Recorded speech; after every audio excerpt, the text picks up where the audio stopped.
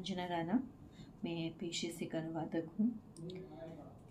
मैं आपके सामने अपना चैनल लेके आई हूँ, आनंद उद्योग। जैसा कि इसके नाम में ही छिपा है, आनंद और उद्योग। मैं चाहती हूँ कि जीवन में हम सभी आनंद की तरफ अग्रसर हों।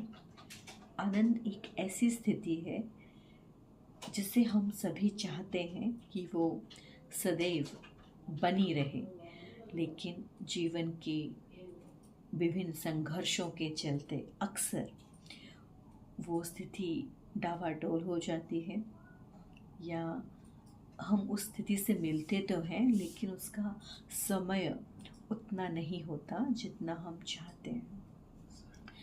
हमें चाहिए कि हम जीवन में आनंद की प्राप्ति हेतु अग्रसर रहें और एक ऐसी स्थिति पर पहुँचें जब ये आनंद की स्थिति चलायमान ना हो करके स्थित हो जाए, हम आनंद में स्थित हो जाएं।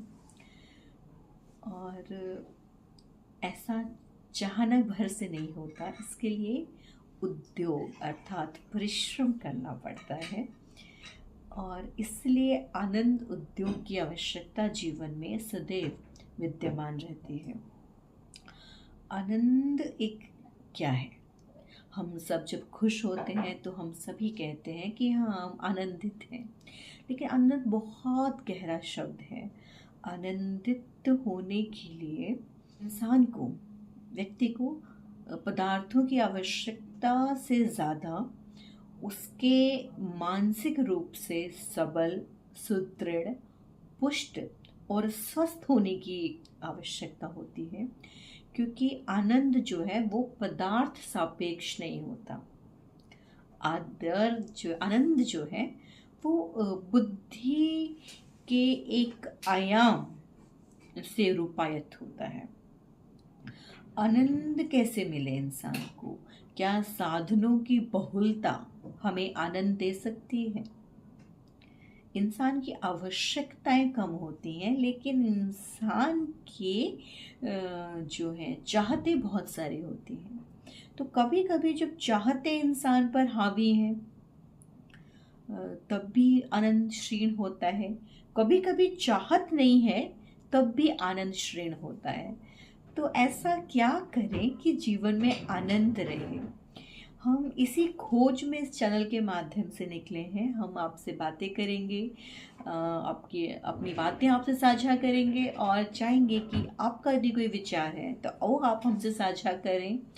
अगर आप किसी विषय पर मुझसे सुनना चाहते हैं जो कि विचार के क्षेत्र से जुड़ा हुआ है, भावनात्मक स्तर पर जुड़ा हुआ है, जिसमें कोई मानसिक तंतु उलझे हुए हैं, तो हमें चाहती हूँ आप उनके बारे में मुझे बताइए। हम मिलकर उनको सुलझाने का प्रयास करेंगे, आनंद की तरफ बढ़ेंगे, प्रसन्न रहेंगे और एक मिल के बीड़ा उठाएंगे कि चाहे जीवन में हम कुछ भी देख रहे हैं, किसी भी प्रकार का संघर्ष है या कोई निरस्ता है कि कोई बोझलता है कि एक ठहराव सा आ गया है, उस सबको हम ओवरकम कर लेंगे, उसको उस वक्त को पार करेंगे और एक ऐसी स्थिति में पहुंचेंगे कि हम कह सकते हैं कि कोई भी स्थिति हमसे हमारी खुशी नहीं छीन सकती।